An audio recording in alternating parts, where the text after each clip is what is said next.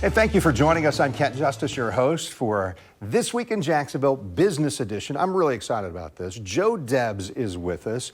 And Joe, I don't know if I would remember exactly how long we've known each other. A few years. But when I was getting to know you, you were telling me about this vision you had for the Debs Store. So that's a really soft way to open this up. Tell us what the Debs Store is, what it's called now, and this process to get that opened again, which just happened in the last few weeks. Okay, thank you, Kent. I appreciate you having me here today. The Debs Store has a tremendous history here in Jacksonville. It began when my grandparents on my father's side, Nicholas and Rosa Debs, came to the U.S. and came to Jacksonville from the country 11. And they were newlyweds, and they came to the U.S. in the late 1919 time frame. They settled in the Eastside, and they began Debs Store in 1921. So when we say Eastside, we're talking about Jacksonville. Where is the Eastside? The Eastside is a fairly large neighborhood. It was a traditionally African-American post-Civil War neighborhood, one of three. When you think, I think of Eastside, La Villa, and Brooklyn that came out of the Civil War. But it also, and this is located, if you were to realize where the football stadium and the baseball stadium is, that actually was part of Eastside. But nowadays, people think of Eastside as the area just north of there. So if you went from the Arlington Expressway adjacent to the stadium, north, that's today what people consider the Eastside. And it also not only was African-American post-Civil War, but it's where a lot of immigrant families settled, including my ancestors. Your grandparents there. So when they settled there, how soon did the store happen?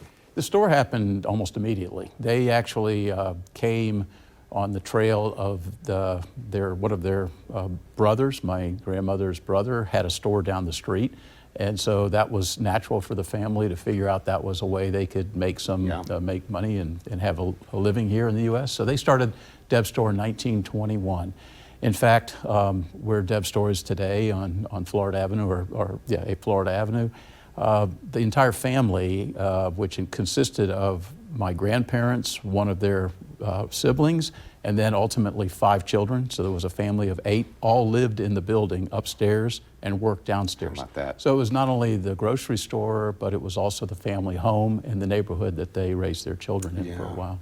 So late 1919, you said. So you got the roaring 20s, so things had to be good. But after that, it was probably a tough time, even if you had a local store in the neighborhood, right? It was a tough time for the neighborhood. And I don't know much about how the family had situation, but I have heard many stories about how my grandfather ensured that the residents went with food. They made sure they had food. No kidding. And that led to basically a philosophy that continued with my father and my uncle, that there was always going to be food on the table of their friends or customers. And if they had to put it on book credit or whatever, you could come to Debs Store and make sure your family was going to be fed. And what a legacy to have, right? There's got to be some personal pride there. I love hearing that story, but that is, to be known for that in your community, we're going to take care of you because you're our neighbors, you're our customers, you're our friends. Yeah, there were many life lessons I got from that store, hanging around with my father, my uncle working in there, and how to treat people was clearly the number one lesson out of that. It was more than a grocery store. It was a place for people to gather. If you had a message that you needed to get to someone and they weren't home, you'd leave that message at the store. No kidding. Persons knew they could come up and say, have you seen Junior or have you seen Bob? And chances are that message was there waiting for them. Mail carriers would leave mail if they couldn't get the mail, if the mailbox wasn't where it needed to be at the person's home. Insurance agents would stop in and talk. I mean, it was truly a community gathering place. And also it was a financial institution. Checks were cashed, credit business, as I mentioned. I have a story of one young lady who, when she got her first official paycheck, her parents offered to cash it for her, and she said, no, I want to go to Debs and cash my first check. That's important to me. So a lot of great stories like that that I recall as I embarked on this mission. So let's fast forward. Those are the origins. Let's fast forward a little bit because in the last 10 or 15 years, things changed. The store closed. and now it's back. So tell us about that period. And this was certainly a point for you in these last several years to say, how do we reopen this? It's important. Yes, as we got into the current century, my father and my uncle were continuing to try to run the store, but it was different. The neighborhood was different, the store operation was different, and my uncle first became ill and passed away in 2006, and it fell on my father to continue the store. And he did his best, and I learned, that's when I really learned how critical it was to him to keep the store open for the residents. Even he had heart failure, and even to the last month that he was alive, he would have me drive him over. We'd put a sign on the door that if you saw his car in front of the store, come on in, because that meant it was open. And we would go over at least 2 days a week, open for a few hours so people could get some fresh food. Sometimes we'd have to bring the food in ourselves to ensure we had it to offer to others. But so he passed away in 2011, and we brought his funeral procession in front of the store. And that was a very moving experience. Had to be, yeah. A number of residents, I mean dozens, had come to pay tribute because they couldn't come to his church, but they came in front of the store. And we stopped, and there was talks, there was singing, there was dancing. But one of the residents hit me with some tough questions. I'll never forget her. She asked me, when are you reopening the store? And where do I go now to get my groceries? And it impacted me. Wow. And it was that time in 2011. You didn't have an answer, right? I didn't have an answer. It was sort of the first time, I got to be honest, that I really understood what a food desert was. I realized they didn't have anywhere to go. And it sort of set me on a path. At first it was slow, and then I made it my mission that I got to do something for this neighborhood. I can't just leave that store empty the way it was.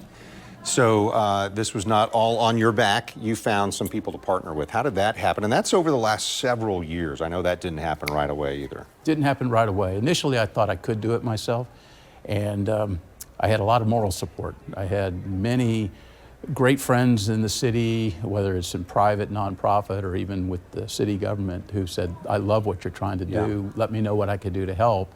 But they clearly could not financially support a private individual. Either you're going to do it on your own, or you're going to find some other partners.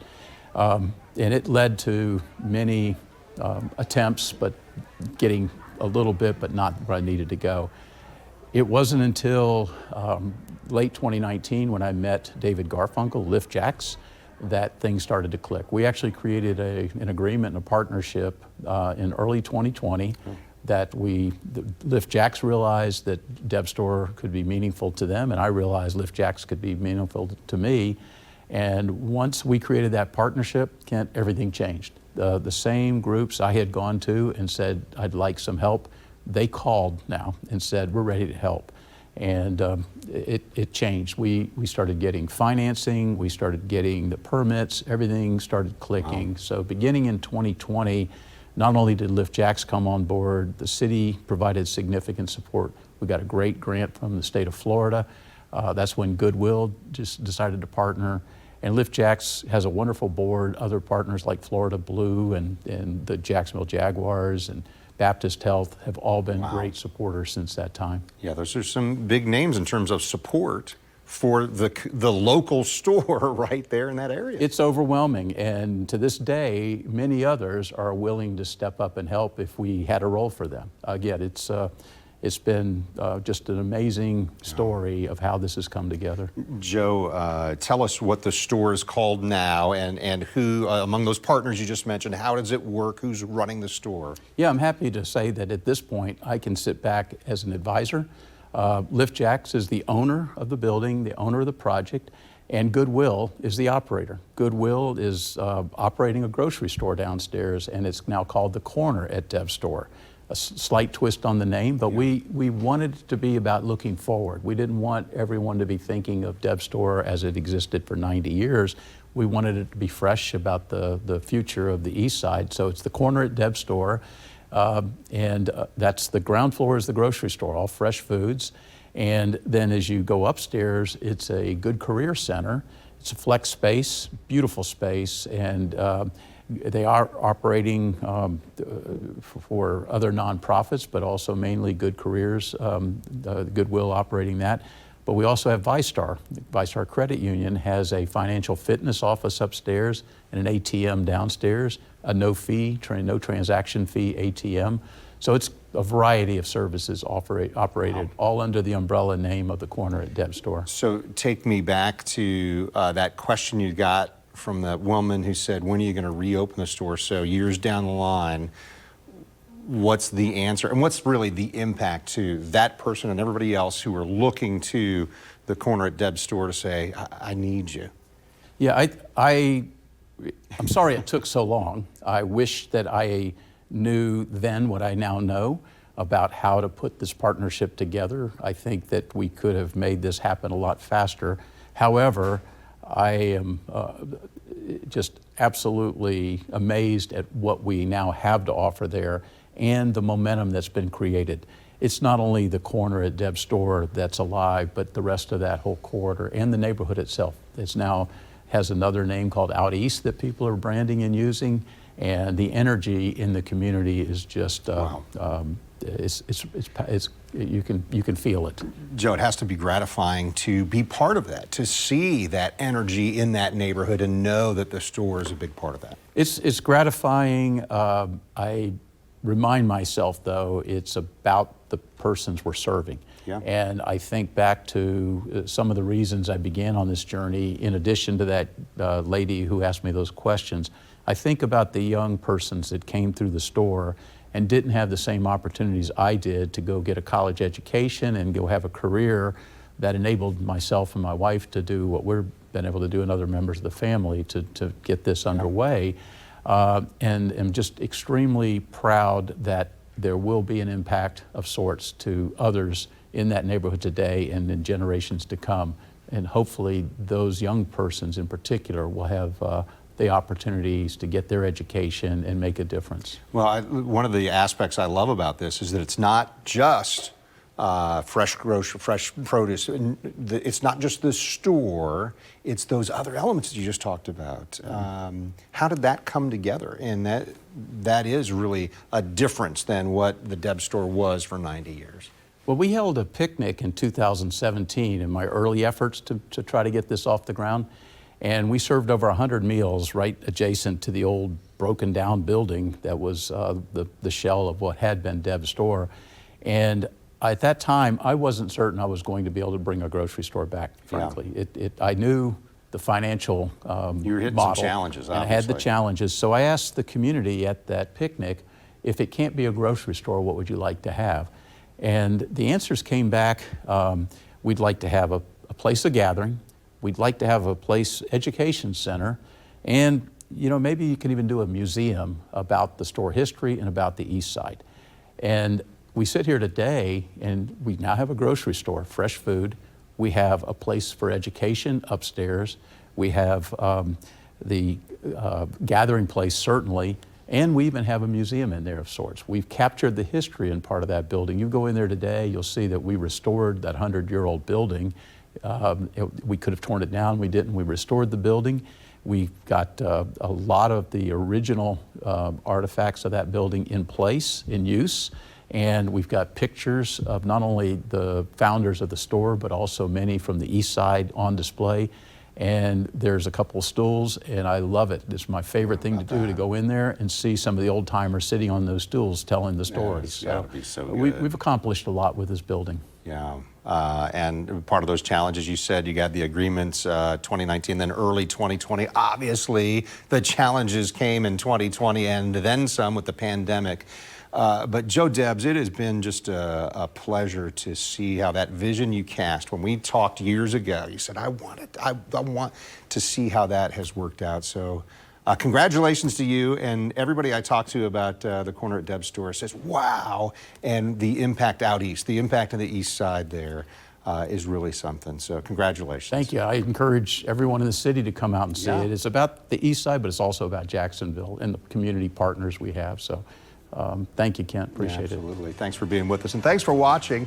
Episodes of This Week in Jacksonville Business Edition, they're available. They come out every Thursday at 9 a.m., and you'll find them online on our website, on our streaming platform, News4Jax Plus, and wherever you get your podcasts. Thanks for watching and listening.